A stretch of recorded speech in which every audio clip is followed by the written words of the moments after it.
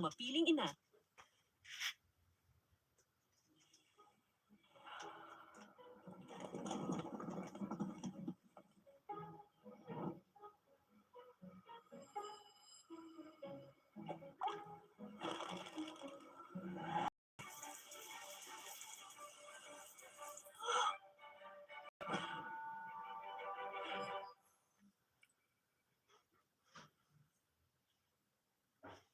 Taxco, an ancient city with cobblestone streets, once witnessed a love as beautiful as a painting. A talented young woman met a mature man, they fell in love, got married, and had children. Everything seemed perfect. But behind the silent walls, a completely different story was unfolding. Magdalena Aguilar Romero was born in 1990 in Guerrero State, Mexico, into a humble but loving family in the town of Taxco. Her father was Juan Diego Aguilar Zamora, a miner, a profession that had been very common and important in Taxco for generations. Her mother, Maria de Los Angeles Romero, was a gentlewoman who devoted all her love to caring for and raising Magdalena, along with her two other sons, Saul and Raul. From childhood, Magdalena harbored big dreams. She wanted to become a professional, not only to have a good life for herself, but also to help her family. This dream accompanied her through each year of school. After finishing high school, she chose to study nutrition because she wanted to help people with health and dietary problems. Friends remembered Magdalena as a cheerful girl who always smiled brightly and was ready to encourage and comfort others when they faced difficulties. In 2011, when 21-year-old Magdalena was diligently studying at university, she met Cesar Gomez Arciniega, a 35-year-old man. This meeting would completely change her life in ways no one could have imagined. The romance between Magdalena and Cesar began beautifully, like fairy tales. Although Cesar was 14 years older than her, they quickly fell deeply in love. After just 6 months of dating, Magdalena discovered she was pregnant. Ano kasing ginagawa mo at late ka na naman? Considering it a wonderful gift from heaven, they decided to marry immediately and start building a small family. Pero may time in kayo doon sa ano? The happiest moments are often the Wala? beginning of hardships. When their Talaga? first child was born, Magdalena was forced to temporarily pause her nutrition studies to care for the baby full time. Nutrition textbooks were put away in the closet, replaced by nights of waking up to breastfeed, change diapers, and handle all household chores. Daily life became stressful and exhausting, leaving the young woman feeling overwhelmed by challenges she had never faced before. Later, joy in the family increased when their second child was born. Magdalena loved her children immensely and felt happy being a mother. In However, person. deep in her heart, she couldn't help but think about her childhood dreams that were gradually fading away. Every time she saw her children smile, she realized that her life was taking a different direction from what she had once dreamed of.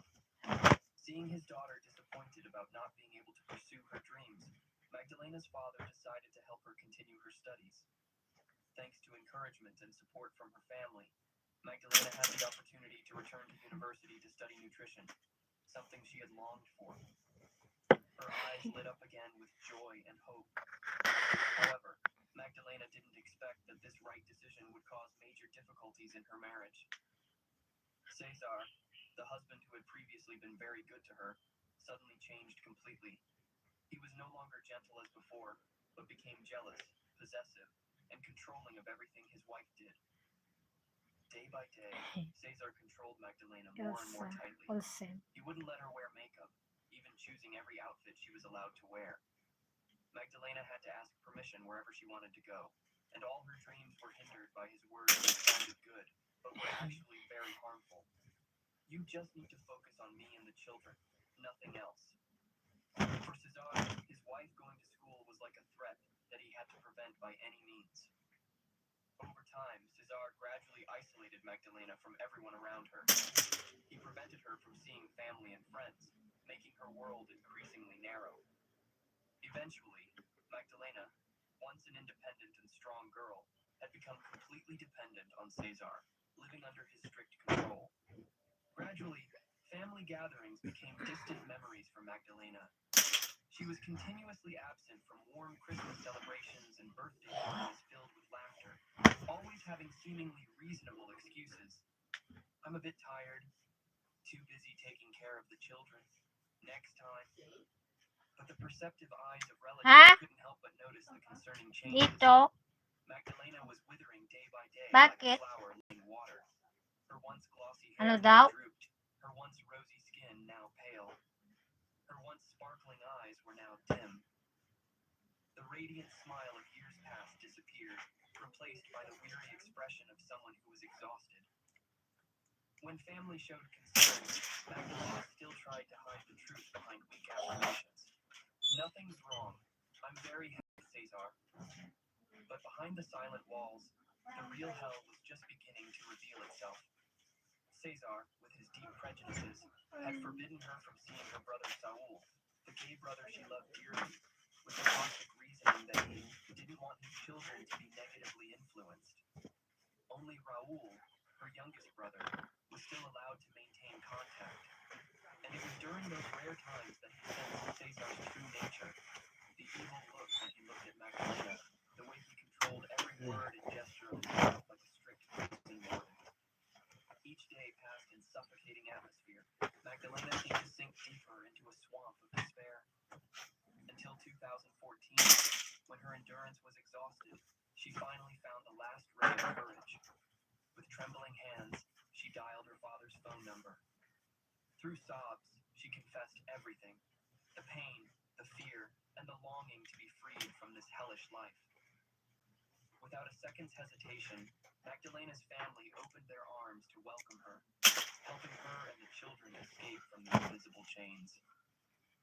It was the moment when Magdalena, after years of living in darkness, finally saw the light of freedom. Joy overflowed in Magdalena's family when she finally found her way back home. They felt relieved, as if a burden that had been weighing on their hearts for years had been lifted, because deep down, they had never truly accepted this marriage. The secret worries of past months and years had now been proven justified. Not stopping at seeking protection from family, Magdalena also showed wisdom by seeking help from the Women's Support Center in Taxco. Here, experienced specialists quickly recognized the seriousness of the situation. They classified Magdalena's case as high risk, a red flag warning based on bitter experience that men like Cesar, when rejected, often become unpredictable, dangerous individuals.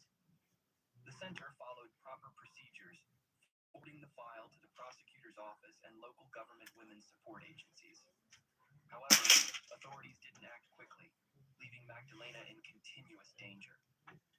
And as the specialists had warned, Cesar was the type to easily accept failure.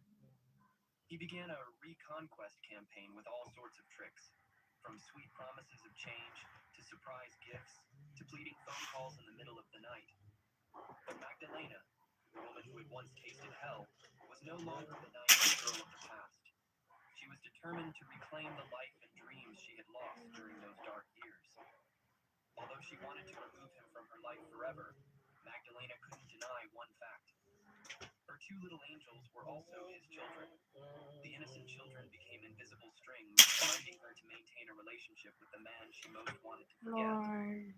In 2015, after the divorce procedures were completed, they were forced to sit down together to agree on the children's future. The signed agreement seemed fair on paper. Magdalena would care for the children from Monday to Friday, and Caesar would take the children on weekends. Initially, everything went smoothly as planned, but not long after, Caesar's true nature was revealed again. He began forgetting to send child support money.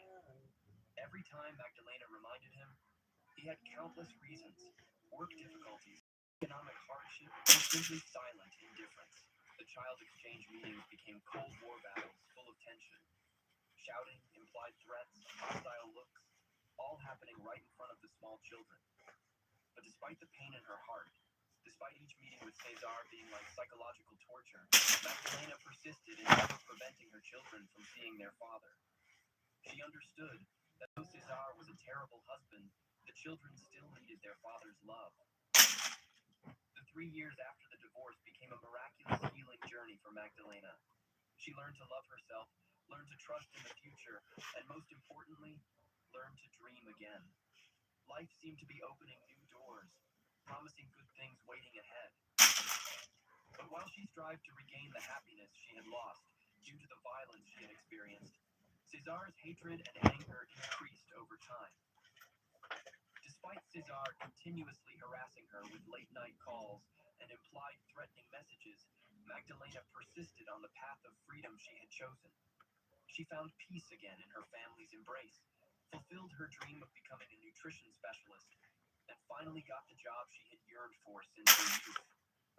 By 2018, Magdalena, now 28 years old, was not only financially independent, but also radiant with the beauty of a woman who had found herself again.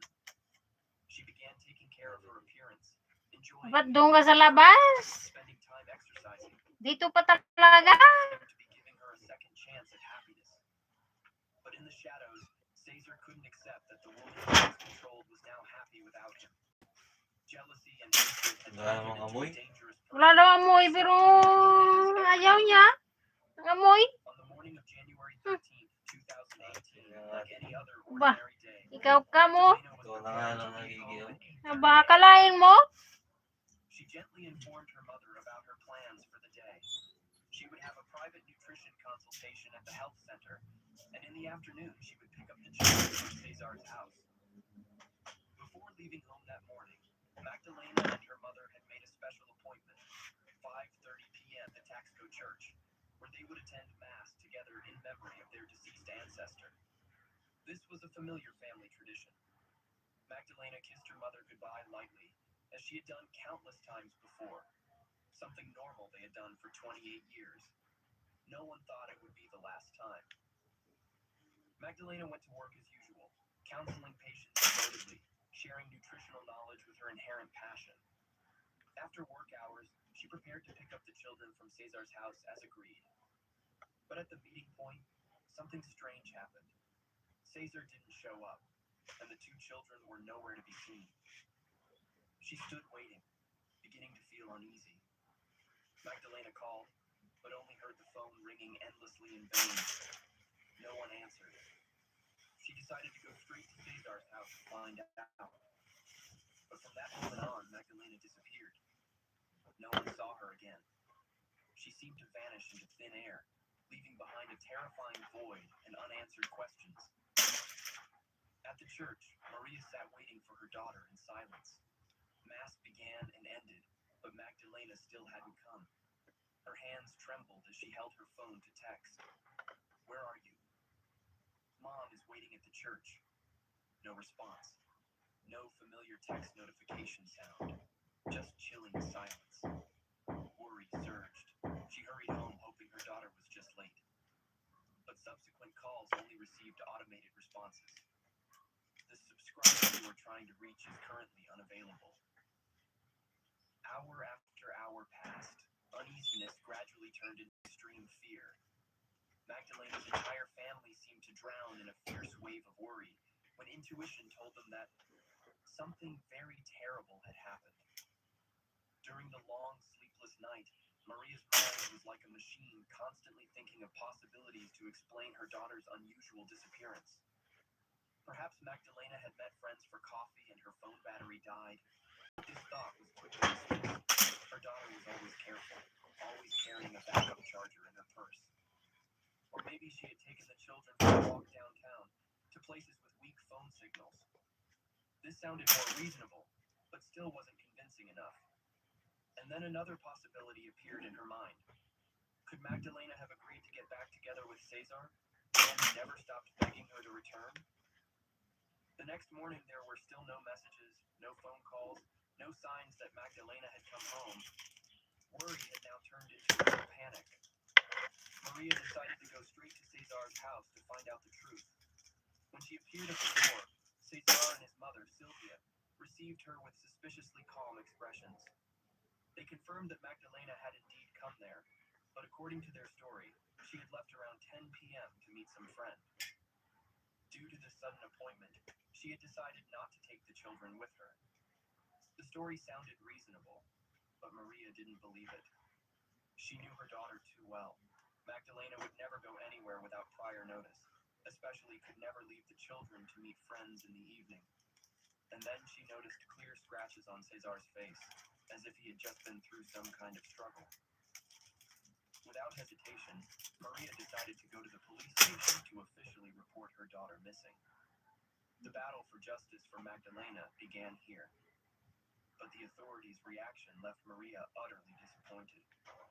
Instead of the concern and quick action she expected, she only received indifferent looks and empty promises.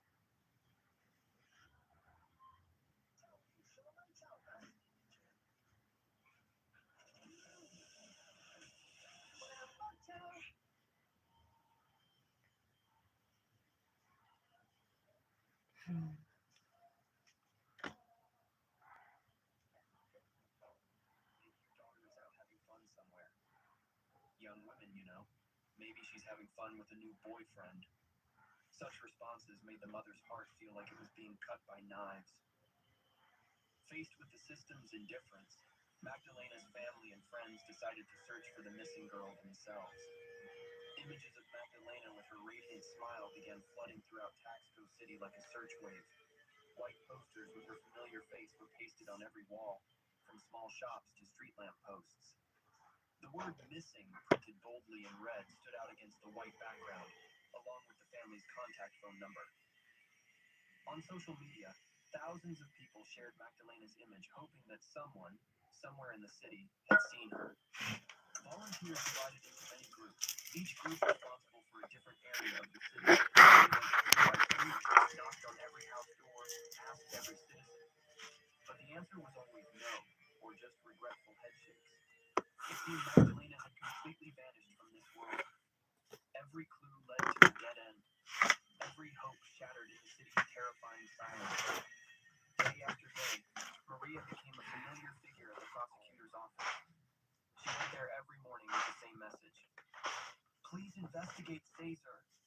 I'm sure he harmed my daughter. Her eyes were red from staying up all night, her voice trembling with emotion. But the officials only looked at her with pitying eyes and made empty promises. We'll look into it. Go home. Then Magdalena's file was big again in endless piles of paperwork. The authorities' indifference was like a slap in the face of the suffering family. They realized that without fighting themselves, Magdalena would become a cold statistic in the list of missing women that no one cared about. The family decided they had to do something bigger to attract attention. They organized silent marches through Taxco streets. Hundreds of people, from family and friends to strangers with compassionate hearts, walked together in silence. They carried signs with Magdalena's image and simple but moving messages. Justice for Magdalena. Find our daughter.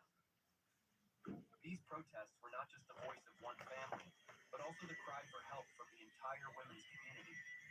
They understood that if Magdalena could disappear without anyone caring, then any other woman could face the same fate. This wasn't just a fight for one individual, but a fight for everyone. Then on Saturday, January 20th, when hope had almost died out, an unexpected ray of light appeared. The phone in Maria's house rang. A strange voice, seemingly deliberately hiding identity, said briefly, Magdalena is at Cesar's house. Then the line went dead. This news was like a small bomb exploding in the mother's mind. On one hand, she felt relieved that her daughter might still be alive, but on the other hand, fear increased exponentially. Why was Magdalena in Cesar's house? Why hadn't she contacted her family? And why did someone have to hide their name to provide this information? The most suspicious thing throughout Magdalena's disappearance was Cesar's attitude. While the entire city was worried and searching, while her family was suffering to the point of despair, he was living his normal life in a frightening way. He still opened his food shop on time, still served customers, still went to the market to buy food as usual. When marches demanding justice took place right in front of him, he just stood watching with an emotionless expression, as if all of this had nothing to do with him. This cold and indifferent attitude from Cesar in the face of his ex-wife's and his family's pain made many people even more suspicious. They wondered, how could a normal man be so calm when the mother of his children was missing? This abnormal calmness wasn't a sign of innocence, but seemed like hiding something dark. Faced with the wave of outrage from the continuous pressure from protests, authorities finally couldn't sit still anymore. They were forced to act, but precious time had already passed too long. After 9 long days filled with worry and despair, January 22nd would bring a discovery that would make the entire city of Taxco shudder in horror. That morning, with suspicions increasingly focused on Cesar, and after receiving a mysterious tip, the police team decided to search his food shop.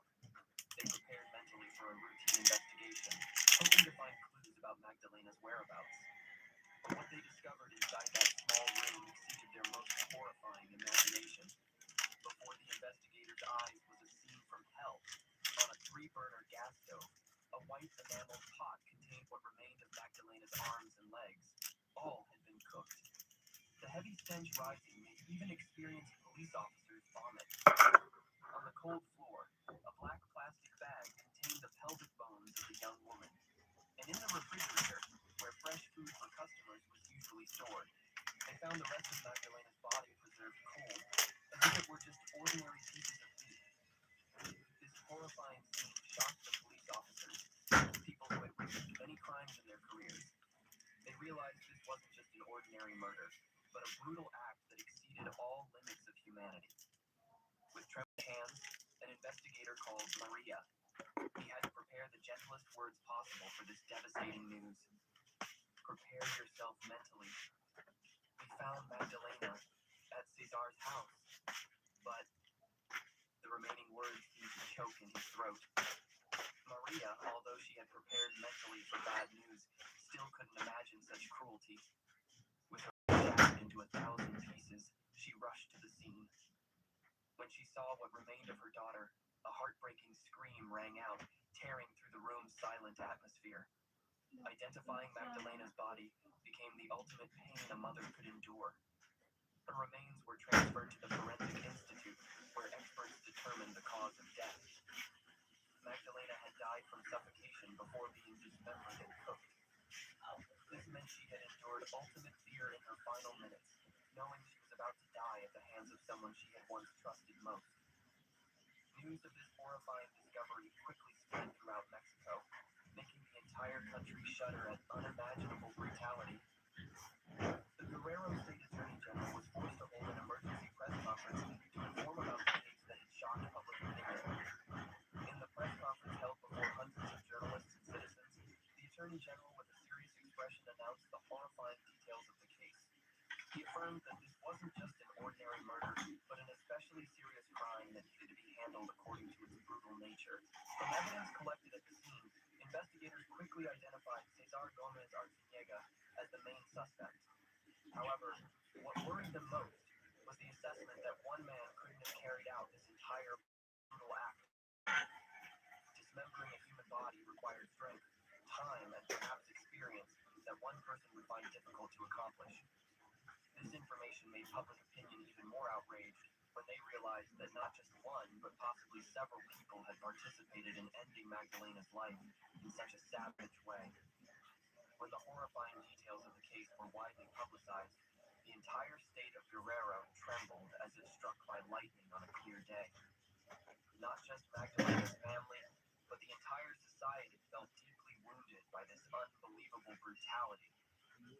This wasn't just the death of a young woman, but a painful awakening to a cruel reality existing right in the heart of the community.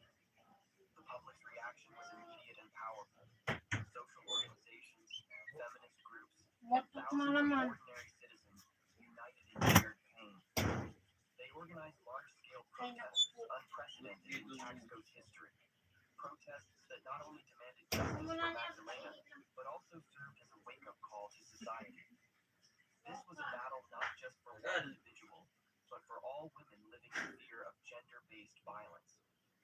Among the protesting crowd, Maria de Los Angeles' voice rang out full of emotion and determination. I demand justice because he can't just get away with this. He must pay for all the suffering we're going through, our family. These words weren't just the cry of a mother who lost her child, but also the voice representing countless other families enduring similar pain. Faced with enormous pressure from public opinion and continuous protests, authorities finally couldn't delay any longer. They were forced to act with the speed tragedy they had deliberately avoided since the early days of Magdalena's disappearance. Arrest warrants were issued immediately for Cesar and his mother Sylvia, those identified as the main perpetrators in this horrific crime. But the delay in investigation had created an opportunity for Cesar to flee. When police came to arrest them, they only found Sylvia. Cesar had vanished without a trace. The main culprit's escape from the law's grasp made the community even more outraged. But the most cruel thing was Cesar's flight. During the investigation, when psychological experts interviewed Magdalena and Cesar's two young children, another horrifying truth was revealed. The two children, one 6 years old and one 4 years old, had witnessed their father and grandmother murder their mother.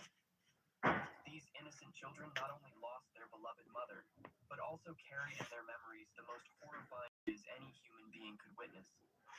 The revelation of this detail poured more fuel on the community's fire of outrage. Taxco residents took to the streets once again, this time with even greater anger, demanding the harshest possible punishment for those who not only murdered an innocent woman, but also left unhealable psychological wounds on the victim's children. To show their determination to capture Cesar, the prosecutor's office offered a huge reward, 500,000 Mexican pesos, approximately 25,000 USD. This was a large sum for a small community like Taxco, showing the seriousness authorities placed on this case. Wanted notices were posted everywhere, from shops to public places, hoping someone would recognize the killer's face. However, despite the attractive reward and continuous efforts by law enforcement, Cesar seemed to evaporate from the earth. Years passed in disappointment and despair, while the main culprit remained free from the law's grasp. During Cesar's time in hiding, feminist groups, family, and friends of Magdalena continuously organized protests, memorial services, and campaigns to raise awareness about gender-based violence. Each protest not only Not feeling good. but also called for changes in But the thank entire you culture for to asking. protect women. Meanwhile, Sylvia, the mother who helped her son commit the horrific crime, had to face the consequences of her actions. On December 6, 2019, after a intense trial, the judge sentenced him to 40 years in prison for complicity in murder and concealing the crime. Additionally, she was required to pay damages to Magdalena's family. With Cesar still at large, Mexican authorities had received an international arrest warrant was issued through Interpol, expanding the search scope worldwide. 3 years passed in waiting and fragile hope. Magdalena's family, although they had seen I Sylvia have convicted, still back couldn't have pain. complete peace while their daughter's killer remained outside the law's It's not reach. okay. Then finally, on July 9th, 2022, in the border city of Tijuana, a group of tourism police on routine patrol discovered a man drinking on the street. But when checking his documents, this man provided false identification with the name Maximo Herrera Garcia. Police suspicion led to bringing him to the station for more thorough verification. Cesar had tried to hide his true identity, perhaps hoping that after 3 years people had forgotten his crime. But modern identification systems and cooperation between agencies quickly determined his real identity. When they learned that the perpetrator of one of Mexico's most horrific crimes was sitting in the interrogation room, the police felt both relieved and outraged. Through interagency cooperation systems, Cesar was transferred to Guerrero State to face charges. Finally, after 3 years of running, Cesar would have to face the consequences of the brutal actions he had committed. Although arrested, Magdalena's family's worries weren't over. Time passed, and despite expecting an exemplary sentence from authorities, Cesar's trial dragged on due to continuous postponements because of his request to change lawyers. November 28, 2023 marked the Not moment when massage. justice was finally served. The Guerrero State Because Prosecutor's Office successfully I'm convicted so Cesar skinny. Gomez Arciniega, 41, with a It's hurt sentence of 55 years in in me prison for if I murder. do The massage. court also ordered him to pay damages to the victim's family. When he heard his sentence read, Magdalena's family felt profound relief. After nearly 6 years of tireless struggle, finally both perpetrators, Cesar and his mother Sylvia, had received a punishment fitting the horrific crime they committed. This wasn't just a victory for the family, but also a strong signal in the fight against gender-based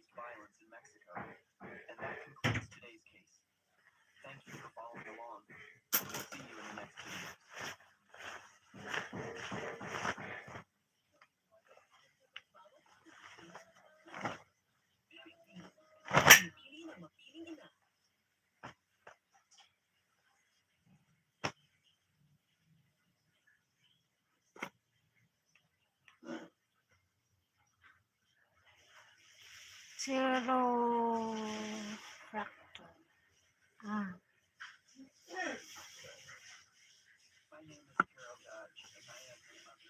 Chiroppractor. I have no fracture. So, no.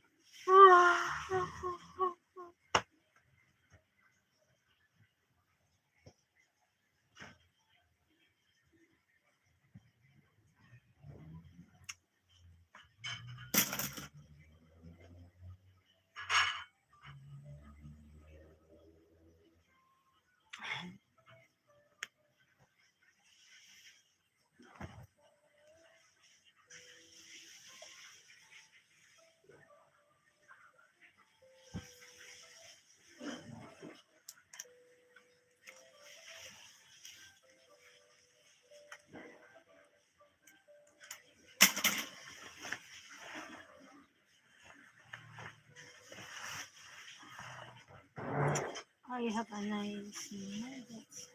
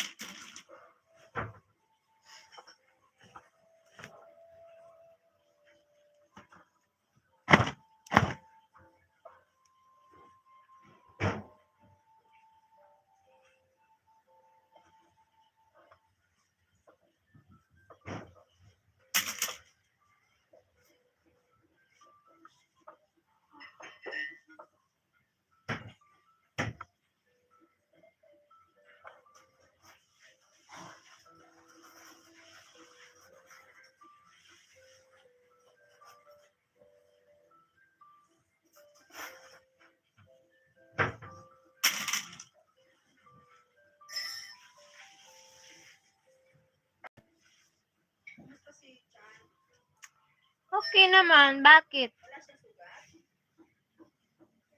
Okay naman.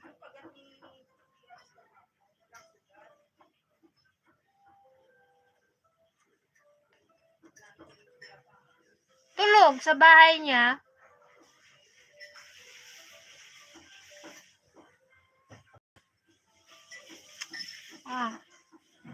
Next year.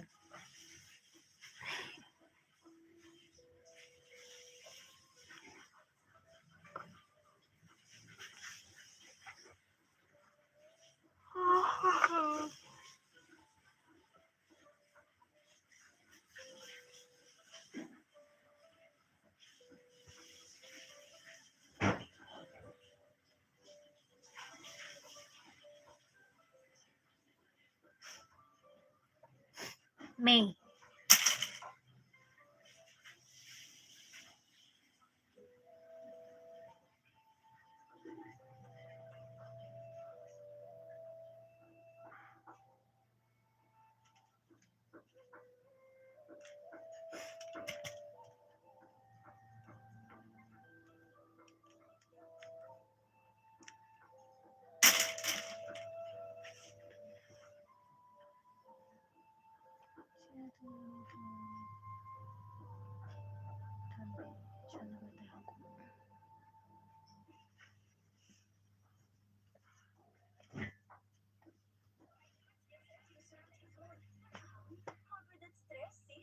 Ang stress nakakaubos ng nutrients. Take stress tabs. Tulong maibalik ang nawalang nutrients. Para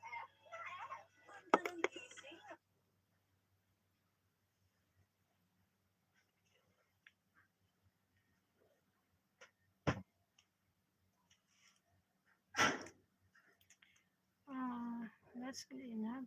I will see you series. Oh,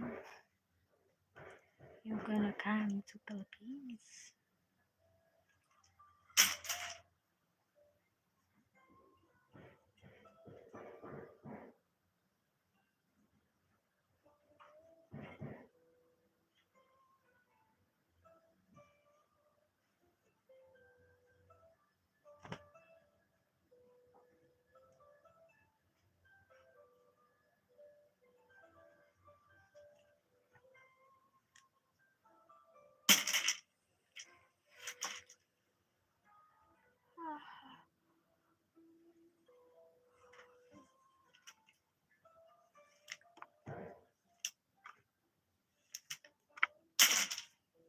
Welcome to the Philippines.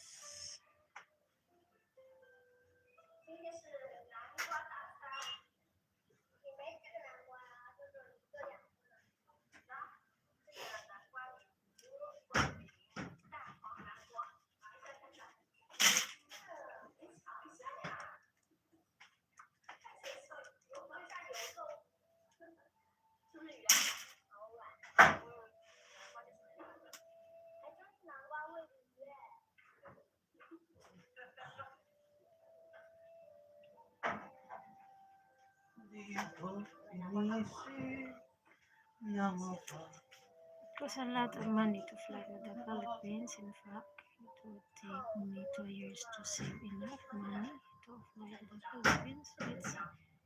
Let me ask you, are you worth it?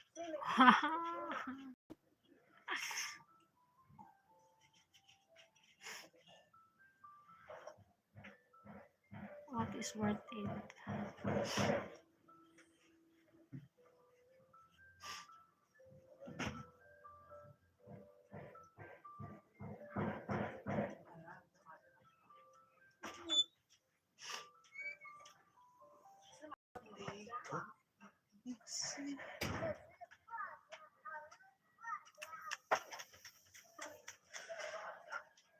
Mag-jockey pa yan. Nag-jockey kami dun. Meron? Mayroon. Ba? Yung sa tropa. Parang yung speaker mo maliit. Yan o. Ganun. Ganon? Tapos yung mic niya yung maliit. Malakas naman yung ano. Ako lang, ganito.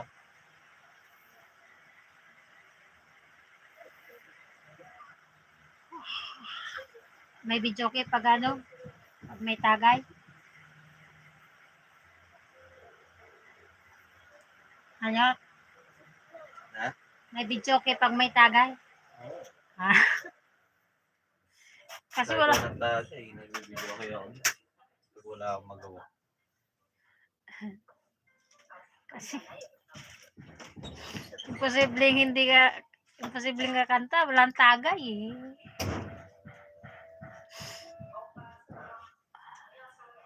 I'm fighting.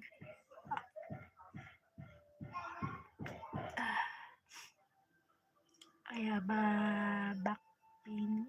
So, we'll see.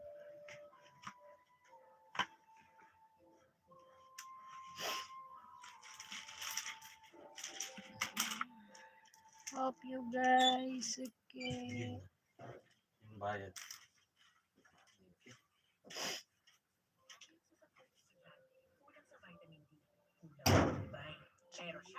Sukli nyo? Walang sukli. 47. Walang sukli eh. Lahat ng Is that your boyfriend?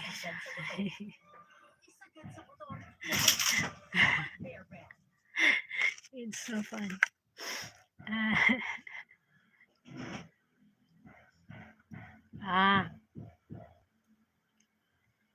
And John is like to visit in the Philippines. He wants to meet me. He's not yet my boyfriend, so we'll see. if he come in the Philippines or not. I don't know. But we'll see. If he come, it's okay. But if not, it's okay also. I don't know. Because so many scam here in no.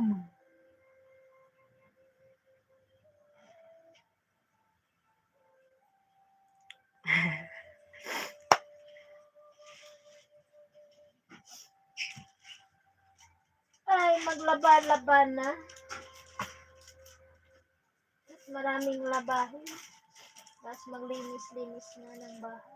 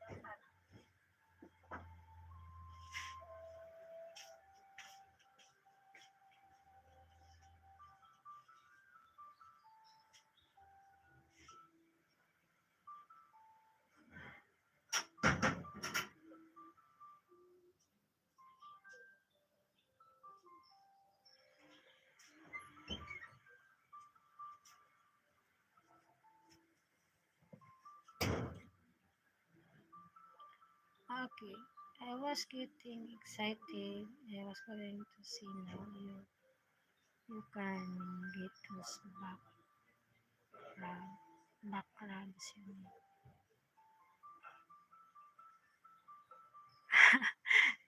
You're getting excited if John is my boyfriend. It's so funny.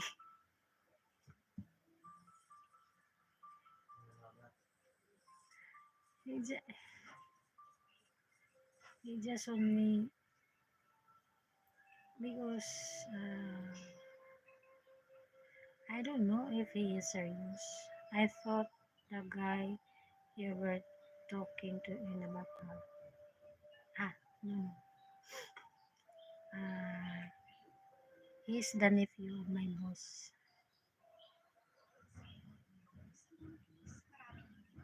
Pero ang by Jessie, pwede. Kahit sa walang laman ng tiyan. At seniors, pwedeng-pwede pala. Choosy na, choosy.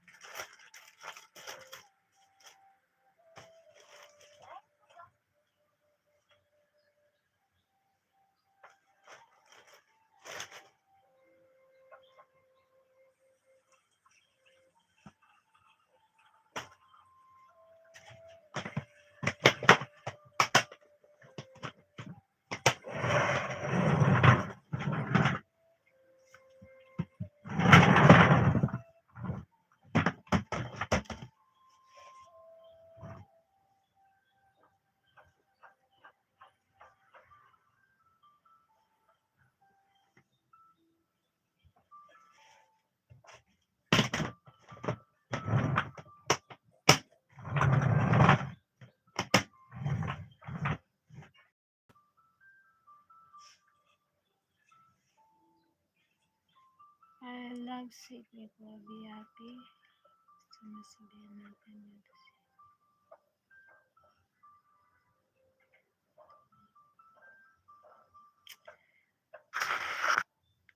I don't know if he wants to become my boyfriend and partner in life because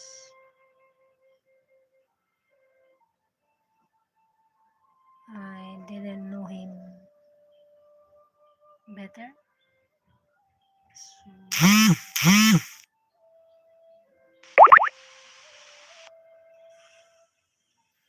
I don't know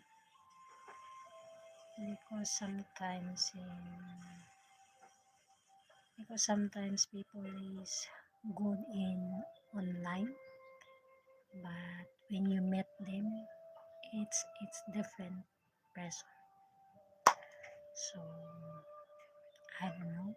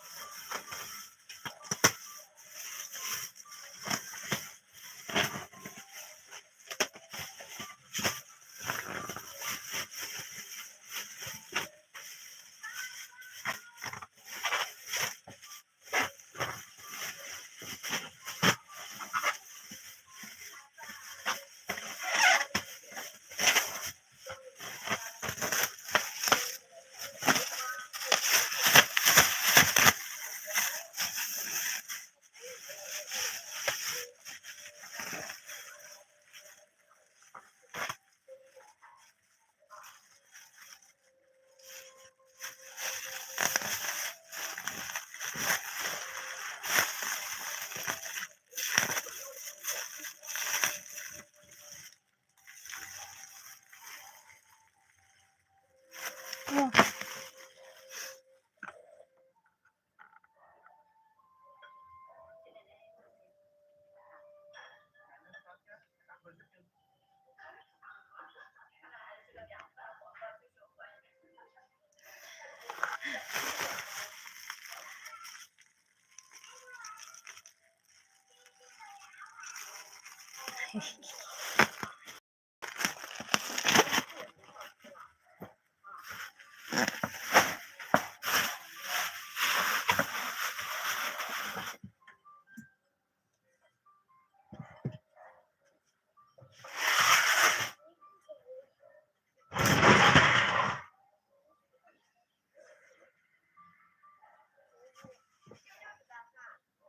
yes, my name is Jan. And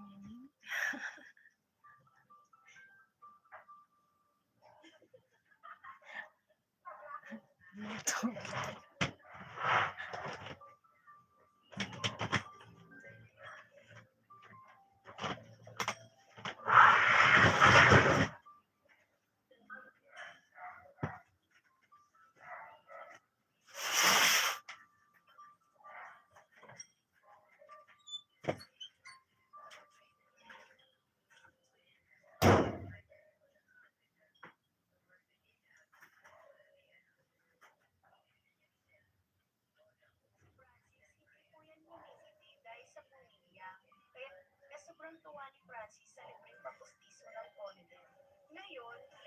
siya sa trabaho at confident na siya. Makapit at komportable ang pustiso mo. Salamat po po rin.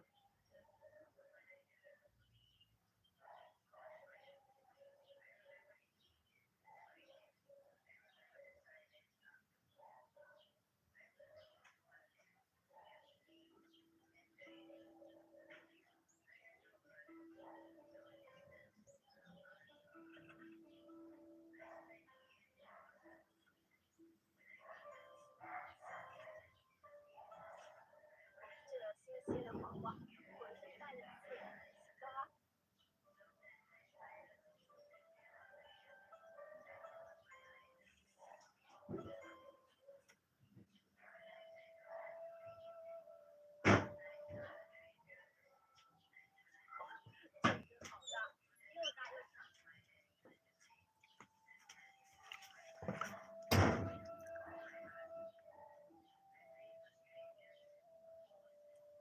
I am Panda.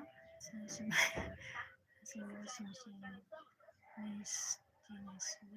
She's a good person to play and fit to make left and partner embarrassing. But the choice is so beautiful.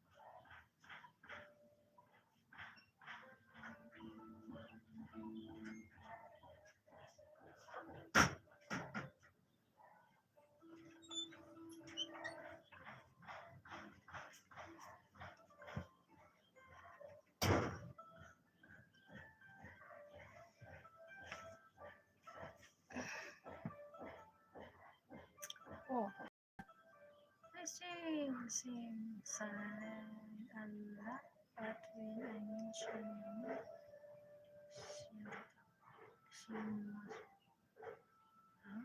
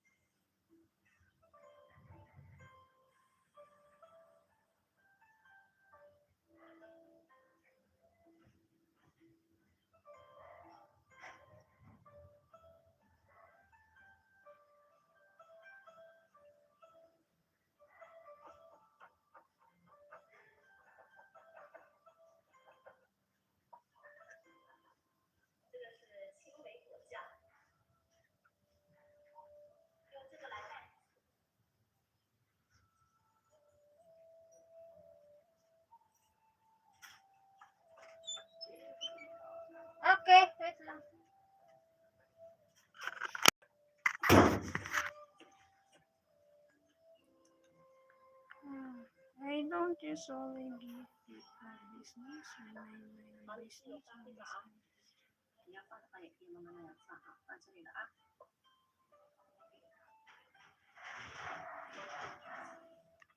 Mm.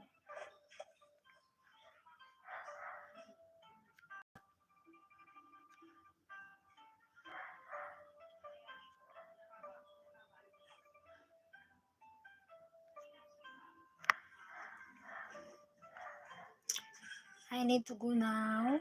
God bless everyone. Thank you for watching. So, thank you. Bye bye.